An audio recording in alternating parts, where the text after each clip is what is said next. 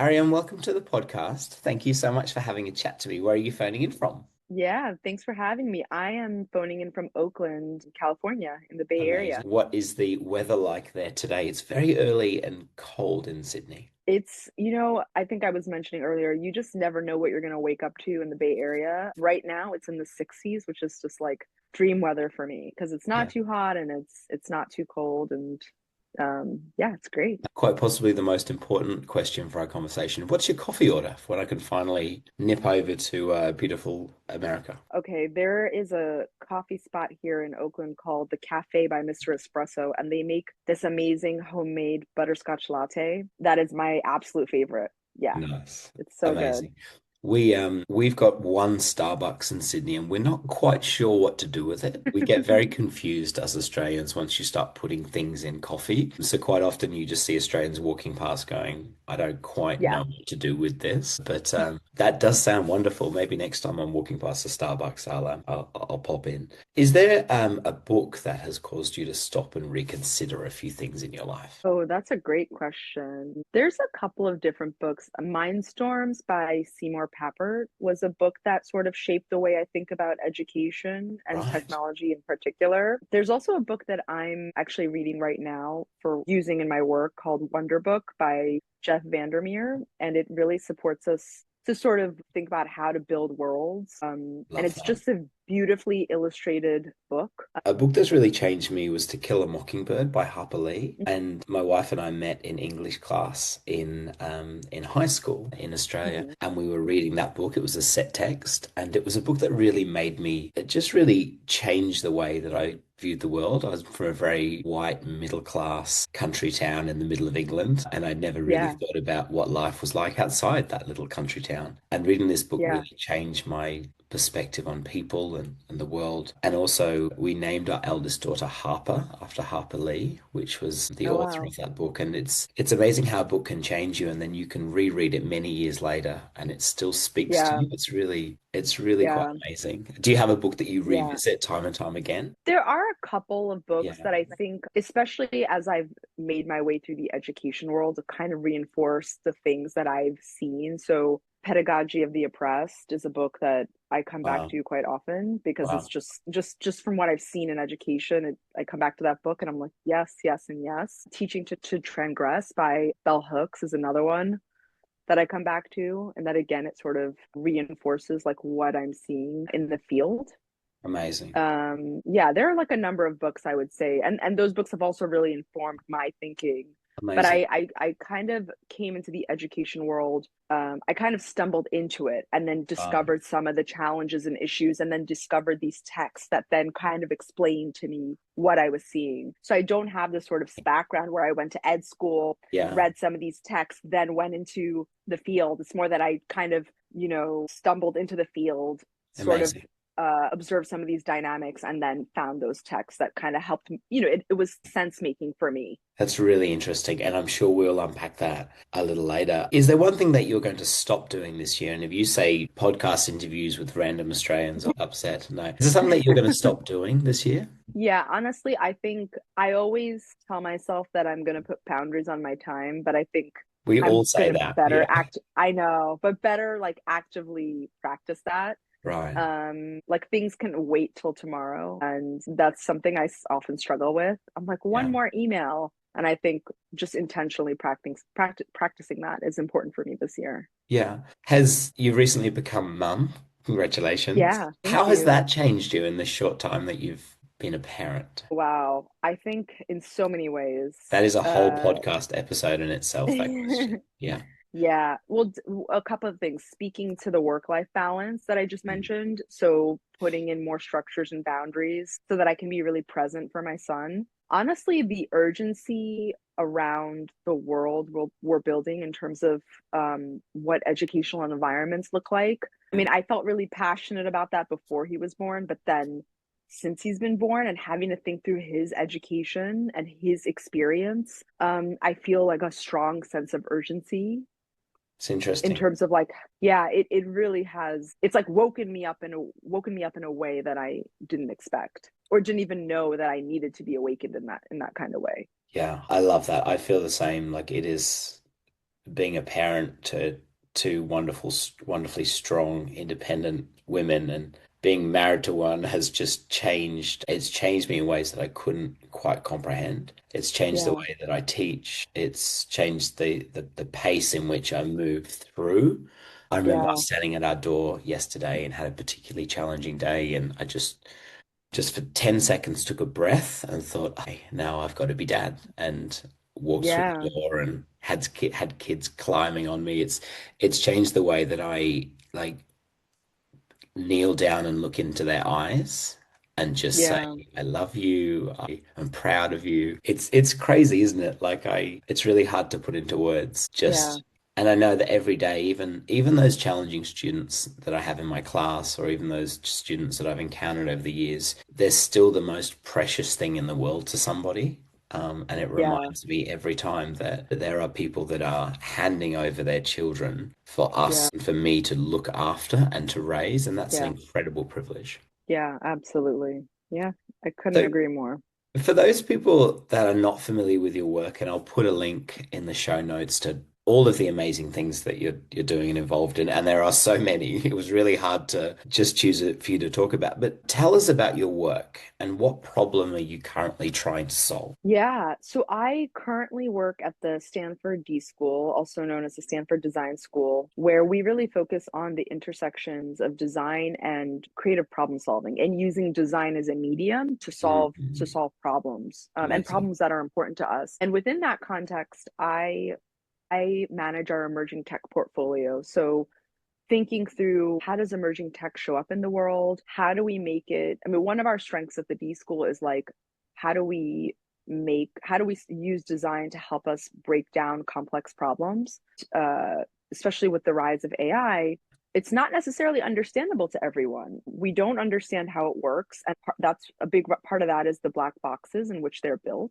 We don't necessarily understand the implications of AI and the technologies that we're using, because that's not currently really being taught in school or other learning environments. And part of our work is to help demystify that. So demystify how the technology works and the implications it'll have on us, our communities, and society at large, and using design as a medium to sort of explore these technologies like AI and the Internet of Things and synthetic biology. These are sort of some of the domains that we're Amazing. really interested in. And we don't necessarily always have the specific like content expertise, but we work in partnership with others who do to then demystify the technologies. Right.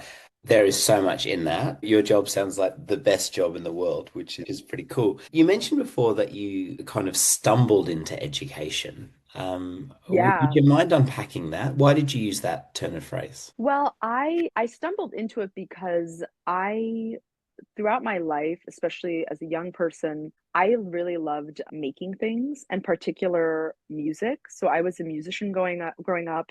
I got into music composition when I was in high school. I played a few instruments, and making and creatively expressing myself has always been a big part of who I am. And when I graduated from university, I didn't really know exactly what I wanted to do. I knew that I kind of wanted to do something where I got hands on and creative, and particularly with technology, actually, because in high school I had worked with a lot of different technical tools like Digital Performer, like basically like digital audio Hmm. workstations, like tools where you can make music. I'd Oh, also wow. gotten hands on with film editing software. So I had a natural inclination to make with these digital interfaces. And so that's something I knew about myself when I was pretty young and continued to sort of make, but oh, it was always in my spare time. And Yeah. so one of the most formative experiences of my career was I ended up getting a job at the Museum of Natural History in New York in the education department to help Wow. them support, essentially make some of the scientific research at the museum more engaging for young people. So Amazing. making games. Yeah, and that department within the education division is still there, but taking scientific research and knowledge and turning it into an engaging content for young people. to help them sort of explore the natural world. Mm. And as part of my work there, I worked with a lot of educators and essentially became an educator in designing experiences for young people to explore the natural world with tech. So one of the first projects I worked on was called the Urban Biodiversity Network, where kids would go out into New York City, into their communities, use mobile phones to capture the urban biodiversity in their communities. And part of why that was so important is because when we think about big cities like New York, uh, you know, people are not encouraged to take pride in the biodiversity in their communities. They don't even notice it because it's not something that Mm. we, in terms of like our learning design and Mm. Yeah. education, I think more now, but at that time, I think that wasn't a way that we necessarily were encouraged to sort of investigate nature. Mm. I think it's like in a classroom, in a textbook, where this was like, no, you're going to Yeah. go out into your community Oh, and look at it with a very different lens. yeah. And you're going to use technology to do that. And that was one of the sort of formative experiences I had to realize like I could really bridge my love for making and technology within the field of education. And Yeah. like for me, what was so I love that. exciting was to be able to work with young people and to see their faces light up when Mm. they would discover something new, or they would take a picture of something and share it with other kids in the program, and just how excited they would get. And I think that for me just said, wow, like I'm getting so much joy and delight from this. I think that I want to be in this space and continue to explore. It's incredible, and I think for anyone that has experienced like the awe and the wonder of a classroom is, I think, in my opinion, really spoilt for anything else because it is a. I was working with my students the other day on sustainability. We're building sustainable farms, so we're using Minecraft and Sketch a School and all these different things to try and create these uh, amazing 3D worlds. And the bell rang for lunch, and they were disappointed, and I thought, yes, this is yeah. great. Like those moments, I think, in classrooms are so precious. I love that you've experienced that and it's really sort of changed the way that you view education in the world. I think that's amazing. Well, you mentioned that you were really, you're involved in music and really creative in school. What were you like sorry, we call it primary school. What were you like in elementary school? Were you a particularly inquisitive student? Did you have a teacher that made a big difference? Yeah, that's a great question. Ooh, I think that's such a good question. I was a curious student. I think at times I was also a little combative. That's okay. I struggled honestly in the traditional school environment for multiple reasons. But I think I always tried to make connections between what was in the classroom and what I was excited about that wasn't in the classroom. That Interesting. was something I often did. I was looking for those connections. I think partly because I struggled with some of the pedagogical approaches. And to be honest, like that was not so much elementary school. I mean, although I'd say like fourth, fifth grade, that Yeah. was more later, like middle and high school. But I would say, yeah, I was there were interests that I had and hobbies, and I always tried to find ways to connect them to what we were doing in school, which wasn't always easy. That's so interesting considering what you're doing now with technology. I find there things, I don't know who said this, but I heard the saying that things don't make sense. When you try and join the dots looking forward, they just don't make sense. But when you turn around and look Yeah. back, you go, "Oh, that's really interesting." I don't know Yeah, if you can 100%. relate to that, but I love what you're talking about creativity and those connections and how Yeah. have you continued to maintain that sort of wonderful curiosity through your career? Is that something which has served you well, asking those questions? 100%. I think, and I'll just give like a really quick example. Like in Sure. high school, I had a really wonderful English teacher, and we were reading Shakespeare, and we had Mm. to submit a paper. And I was really getting into music composition, and I'm like, could I respond to the prompt for this paper with a musical composition instead of writing a paper? I don't want to write a paper.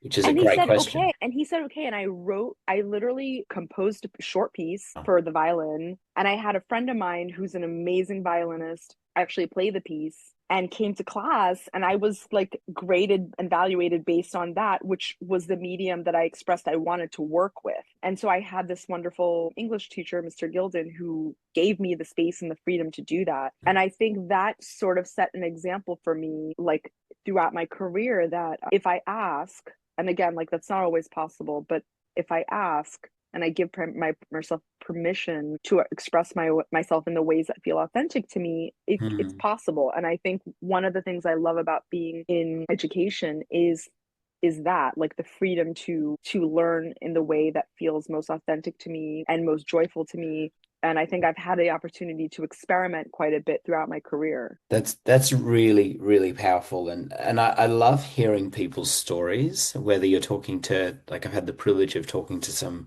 just amazing, amazing people on the podcast and hearing what they were like at school and those teachers that really made a difference in their lives. And what was Mr. Gilden's classroom like? Because for a student to put their hand up and say, hey, I actually want to do this differently, requires a number of things to be happening in the classroom for you to feel comfortable to do that. So that was a very long-winded question, but what was his Yeah. classroom like? His classroom was so he really his pedagogical approach from what I remember was he never just like talked at us, which Mhm. was great. Like he really engaged us Refreshing. as students. He used a lot of humor. He was a very, very funny guy. And he just made all of us feel very seen and heard. I mean, I think if I didn't feel seen and heard, I don't think I would have felt safe enough to ask that question. Like, hey, I don't want to do the assignment that you're giving us. I actually want to do this other thing instead. And I think it's going to meet the objectives that you've laid out for, I don't think I would have felt safe to ask that if I didn't think that I was in a safe environment where I was encouraged to be a creative and critical thinker. And that's the environment that he created through the class. Did you ever have the chance to speak to him after you graduated or... I did for some time. It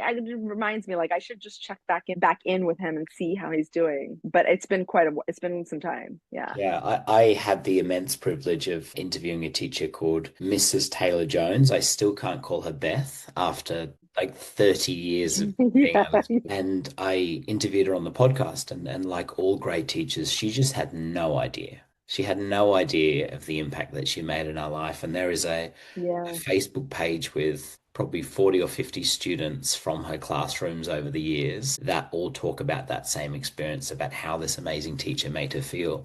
And we all felt Yeah. like the most important person in the room. But of course we weren't. There were 30 of us. So Yeah. it's really wonderful to hear that. I honestly, it's great hearing your story and also seeing you light up when you talk about your experience at school. Yeah. It's really, really special. You've done so much in your career, and there is no way that we can talk about it all in this very short podcast. But you've worked with some amazing organizations. You spoke about the D.school, and also you work with Yeah. UNICEF and some really incredible global organizations. How have they shaped the way that you view education? Yeah. I think It's a big question, uh sorry. that's that's a great question. I think they've shaped the way I think about it. But to be honest, I shouldn't say it's a privilege because I think to some it's a privilege. To me, it's a necessity Mm, to create yeah, environments good point. where all young people from every background get the opportunity to explore what they're interested in learning.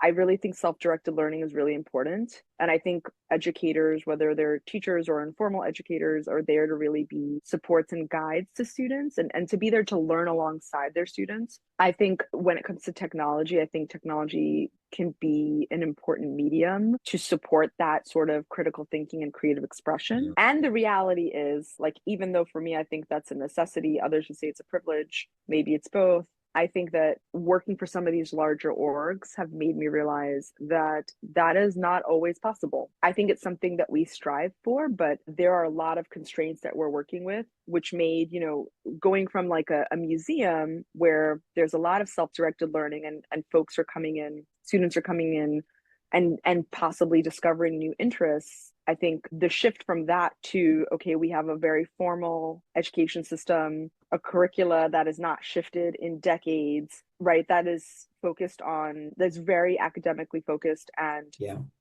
uh, how do I say this? It's not always necessarily in the best interest of the students. So I think that has made me realize that is very, very difficult. Working for these larger organizations like UNICEF, like the World Bank, it's made me realize that these systems are not easy to Change. reform necessarily. Yeah. Yeah. Really, really interesting. I have so many questions about that. Do you have any thoughts on how we set up a space for self-directed learning? Because I've spoken to a number of amazing people about designing spaces. One of them's Dr. Fiona Young, and she talks about affordances and creating opportunities for students just to engage and pursue their own interest. What has sort of planning museum spaces and exhibition spaces taught you about how we create the right environment for learning with technology? Because my kids love going around museums and having a look, and Yeah. just talking to you then reminded me that we don't really tell them where to go in a museum. We don't really say to them, Yeah. start here, this is what you do, these are the questions you ask. It's just wonderful to step back and see them explore. How do we create more of those spaces, and what are some of those kind of those key elements? Yeah. And I will say, like, so I think museums and in particular libraries can be wonderful places for learning. And I think the museum model where, and I think a lot of museums are shifting. I think the traditional museum model where you Yeah, come in and information is thrown at you yeah, is also not ideal, yeah, right? I think you already have to have the kind of self-directed learning skills to understand how to navigate an yeah, environment like that, which yeah. not everyone So, again will have. So I think like these spaces also definitely need some reform. But I think it's like, I think about a balance between like structured play, free play, to the point you made earlier. Like there's different types of design, space design and tools that have affordances and drawbacks. I think there has to be a balance because if you're going to create a space for a diverse set of learners, there are some learners that are going to come into a space and they're going to go right to some type of tool or like to some kind of activity, and they're going to know exactly how to jump in. There are some learners who won't know where to start. So I think a balance, I mean, I mhm. think that's why educators are so important to help support those students to discover what they're interested in, right? Especially Yeah, when we were thinking great about, point. we're coming from environments where like we're not necessarily given that freedom, like we're drilled with information all day, and it doesn't necessarily give us the freedom to honestly sometimes think for ourselves or understand how do I even discover what I'm interested in. Some Love that. students don't know how to do that. So I think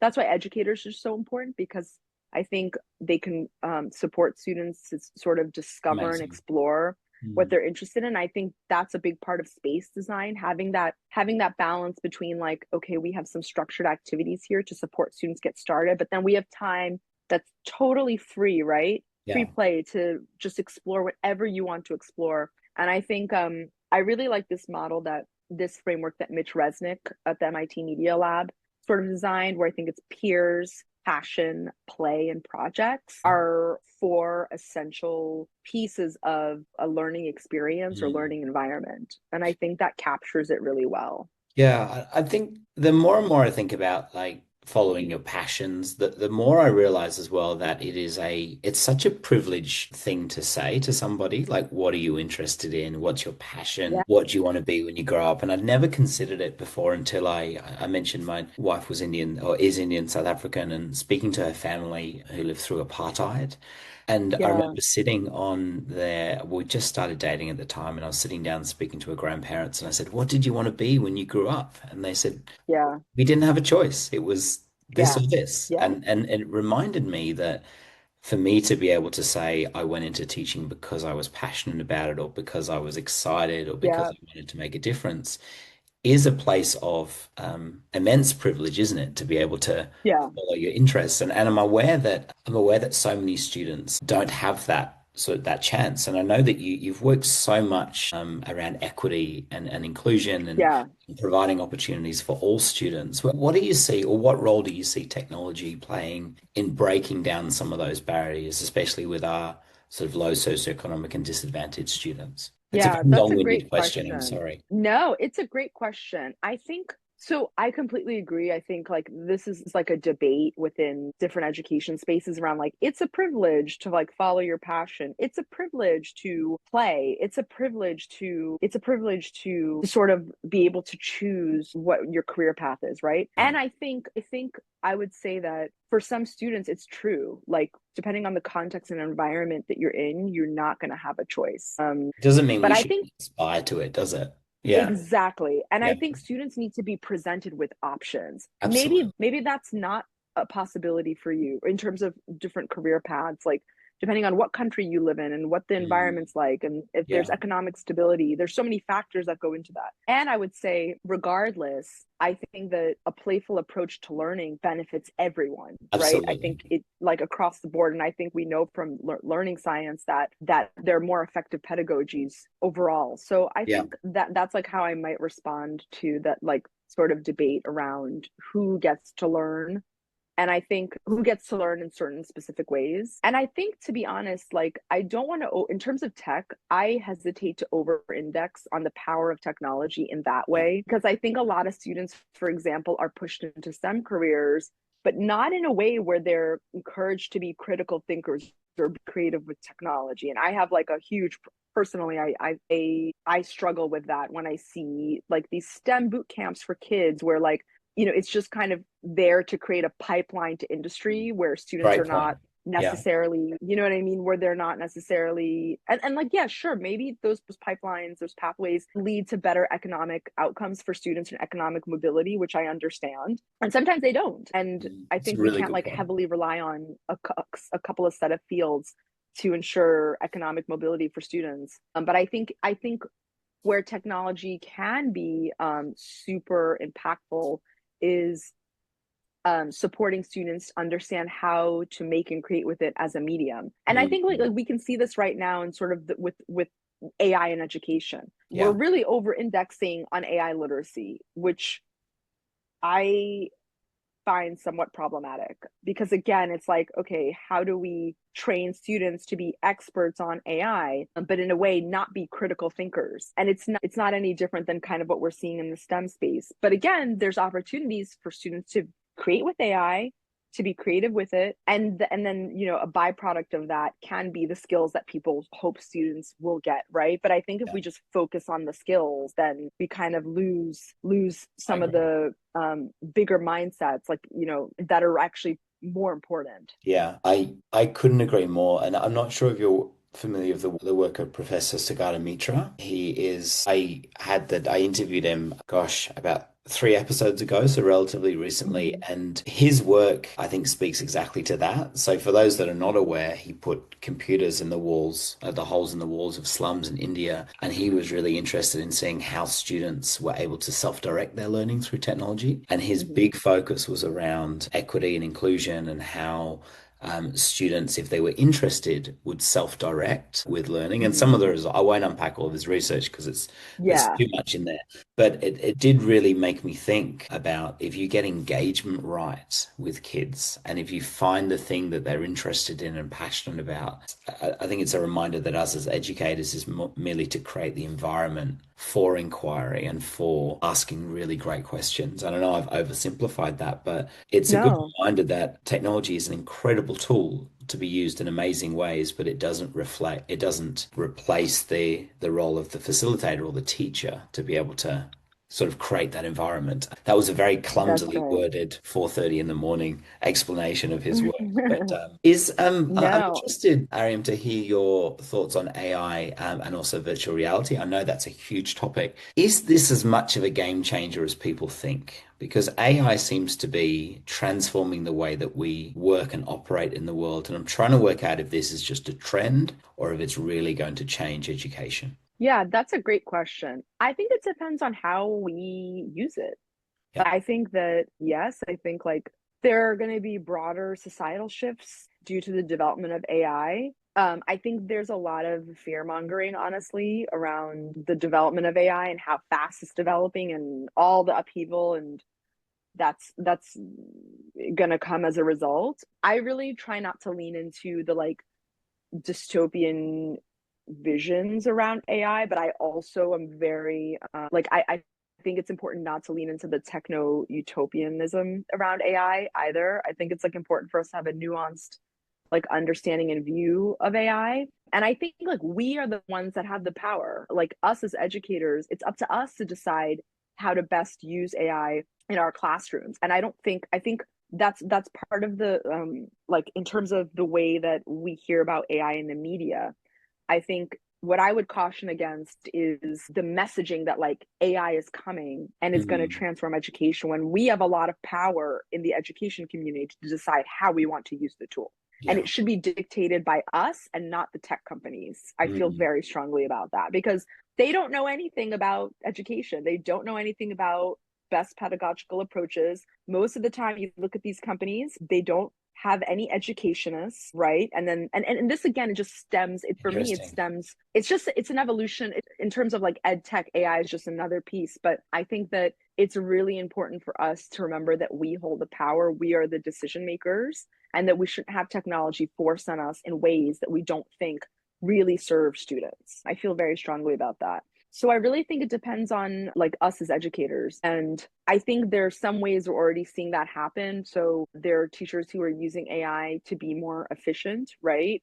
But again, I would say like, I would caution against like thinking about even this challenge of efficiency. We know that teachers are overburdened, teachers have a lot on their plate, and teachers are burnt out. Um, and of course that depends on where you go, but I'm speaking for the United States, like what I Yes. see. And so are we using AI for teachers to get their tasks done faster Yeah. so that more can be dumped on their plate, when really these are systemic issues that need to be addressed, that Mhm. AI cannot fix? So Mm. I caution against like AI will fix everything because it'll make everything more efficient. And um I don't think that's necessarily true. Although I know in some cases that is how AI is being used. I think I see AI being used in really fun and creative ways where teachers are trying to get creative with it. And I think that's wonderful to see students get creative with it. Like, I love the prompts around helping students get critical of these Yeah. large language models. I Right. think that's great. Like, being able to identify, like, learning about misinformation and bias. Well, let's experiment by looking at some of how these tools work. And I think prompting students that way is really fascinating and interesting and wonderful. Really And cool. then lastly, I'll just say there's some, I mean, I'd say like a majority of schools that are not engaging with AI at all.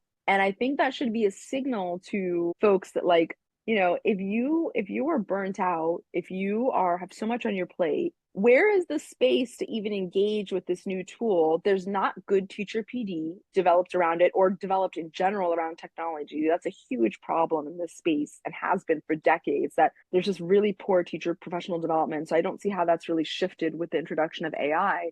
So I think we have to acknowledge that like there's a lot of teachers, school districts that are not thinking about AI. It's not Mm. top of mind, especially coming out of COVID, right? Yeah. Like teachers are bombarded with and dealing with the social, I mean, the emotional health of their students, the mental health of their students. I don't think that AI is necessarily, for many teachers, I don't think it's top of mind. I agree. I couldn't agree more. There's in terms of your point around professional development, there's really nothing, especially in the New South Wales context, which is where I'm from in Sydney. There's not a lot of professional learning around that, and I think it's wonderful that teachers can do more with AI. But are we just doing jobs that don't need to be done more effectively with the technology? So it's a good. Yeah. I think these are really, really great questions to ask, and really important questions to ask. So thank you for raising them. The Stanford Design School is a incredible institution. I would love to go. It's on my bucket list of things to do and places to go. Tell me a little bit about, for those that are not familiar with it, design thinking, and what are some of the things, what are some of the principles that we can incorporate into our classrooms as teachers? Yeah. So design thinking was a methodology that I think originally was developed at IDEO, which Hmm. is a design firm founded by one of the founders is David Kelly, who also founded the Stanford Design School. Hmm. It's design thinking is one methodology that supports anyone across different fields to Yeah, engage in creative problem solving. So, to be honest, I think that people have been doing design thinking for a very long time. I I think that agree. like the D.school just created a framework for it that makes it really tangible and um, provides a set of activities that you can follow like tied to that methodology. Yeah, I agree. I will say I think that design thinking is like a really great tool to think critically about problems. Absolutely. So I just want to kind of name that about design thinking, because, there are the critiques out there which are totally valid of, design thinking is going to save the world. No, design thinking is not going to save the world. Design thinking is like one of many different tools out there that can help you get unstuck around a Yeah. problem. That's what I Yeah. would say. I think that's where it comes in really powerfully. And I think what the D School has done so well is to make design thinking and to make sort of getting unstuck feel less overwhelming through using this tool. And I think I think your example before of doing a musical composition to Shakespeare is a great example of that. So the fact that you were able to ideate and to decide to approach it from a different point of view, I think is really interesting. Yeah, And you're absolutely right. We're doing this. We should be doing this all of the time. We should be defining yeah, problems. We should be prototyping. We should be testing. We should be yeah, changing our mind. It should be a process that is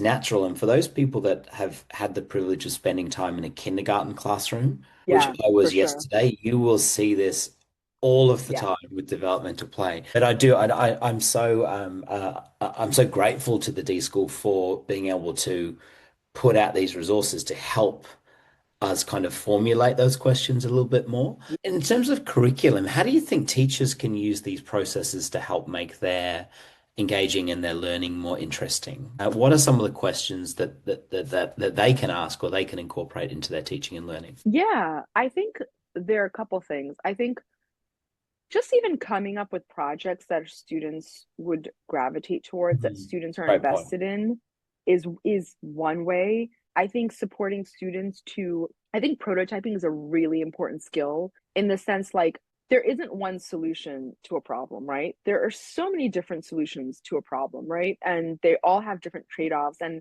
building that muscle to be able to design a lot of different solutions to a problem, whether they work or not, I think is an invaluable skill. And then I think like testing those solutions, right? And understanding as part of your testing, what are the questions I have that I want others to help me figure out through testing, Hmm. right? So testing isn't just to get a result, but testing is to better refine and hone in on the problem by understanding the questions that you have. So I think those are all ways that I think those are aspects of design that students can incorporate into their teaching. I think a lot of teachers probably already do. I think it's just a way to sort of build on their existing skill set. And I know this is a scary thing to think about, but in about 5 years' time, your son will start school, is which happens so quickly in our family. Yeah, We thought this is never going to happen. Then before we knew it, we were sending them off to kindergarten. What are yeah, some of the skills that you are going to teach him, or what are some of the skills that you think are essential for him as he moves through the education system? Are there things around empathy? What are things yeah, that you're really thinking about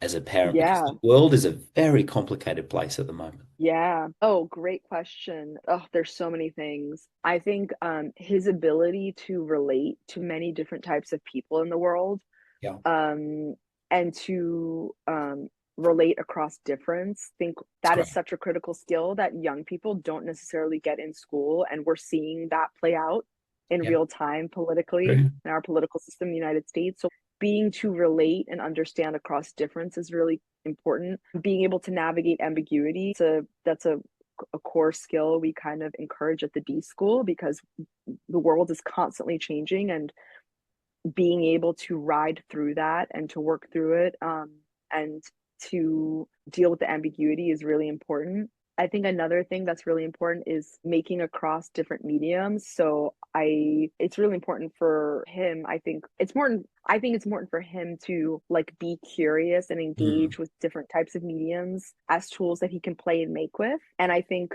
a part of that is like, encouraging that curiosity and like encouraging him to express himself, is really important, and to be lean into his creativity. I so could many keep things. going. There's just so many things that I Yeah, want him to, and like also like having a relationship to nature is really important. Nature itself is like a learning environment, so love having a that. connection to nature super important. Yeah, there's just so many There's, things. and it's really wonderful, like to hear you talk about that. I think the fact that you are aware of these things is a really good sign, at least. The fact that you are Yeah, thinking about, okay, what are some of these core skills that my son or young people really need? And it's interesting that it's not fractions and measuring distance and writing no, narratives. It's a good reminder, I think, of what I think all of those wonderful qualities are at the heart of what schools are about and what they should be about, yeah, which is fascinating. I remember saying goodbye to my little one in kindergarten, and she skipped off to her teacher and just sitting in the car, and my wife and I just burst into tears. We're like, oh gosh, this has started, but we I'm a very proud advocate of public education in Australia. We're very yeah, privileged to have a very strong and robust public education system, and getting to see her interact and connect with people of all backgrounds is so important, and helping her navigate Yeah.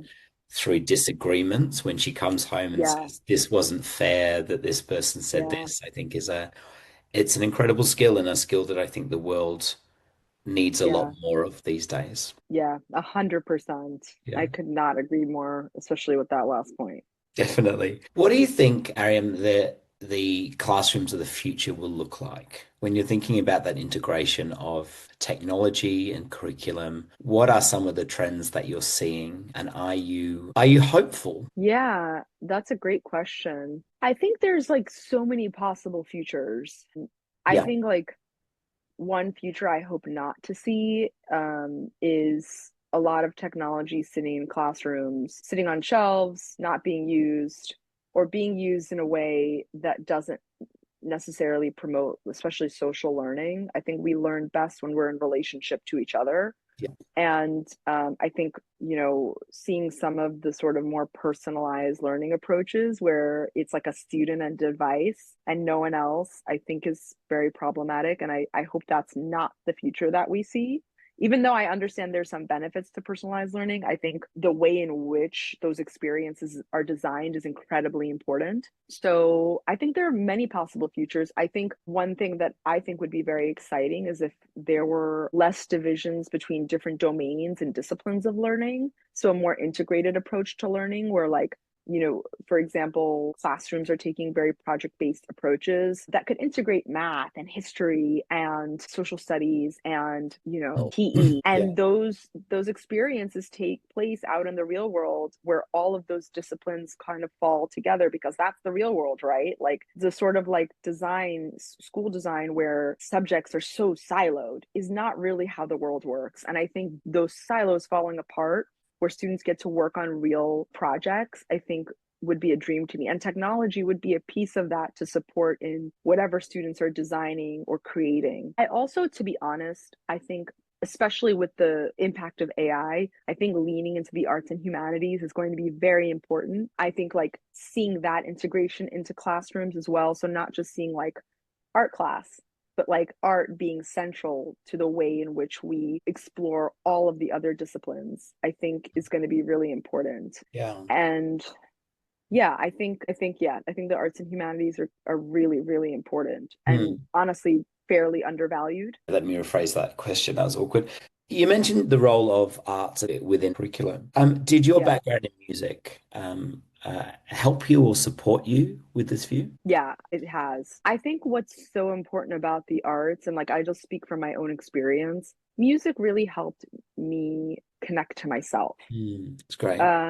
Being able to play music, to listen to music, to explore music, I felt like a connection to myself and like it helped me to get to know who I am. And that's really important to know who you are. I think to understand who you are, where to be honest, some of the other classes I took, I felt like really disconnected from myself, Yeah. like classes I had no interest in. And to this day, that has not changed. And that Gosh. didn't really serve me as a learner, where like music has been this constant throughout my entire life. So I think like ways to support students connect to themselves, to really understand who they are in the world, what lights them up, what they're passionate about is really important. And I think the Mm. arts are an incredible vehicle to do that. And that is for some reason very undervalued because I think when we think of like skills and mindsets, like self-confidence, self-esteem, knowing who you are is so important. It's a life skill. It's a Mm. mindset that, yeah, I just, and I don't think it's something we think about enough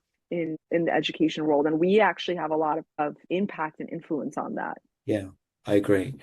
Ariam, I want to be respectful of your time. So just one final question, Sure. if you don't mind. There are teachers that are listening to this from all over the world. What single short piece of advice would you give them about how to incorporate technology more effectively into their classrooms? Sure. One thing I would say is I think it's really important to think of technology and use technology as a medium for exploration, for making, for creating, versus teaching about technology or teaching Great how to point. use a piece of technology. And that's no teacher's fault. I think that's just, I've been in so many PDs where I see that the focus of the PD is teaching how to use a piece of technology, Yeah. when really it's about technology being a tool or medium that, could help you and help your students learn and explore and experiment. And that's very, very different. Amazing. Thank you. I'm so grateful for you taking the time to talk to me all the way over in the United States. It's been really wonderful to connect with you and hear your story. I can't thank you enough for your time. Thank you. Thank you so much. It's been a pleasure.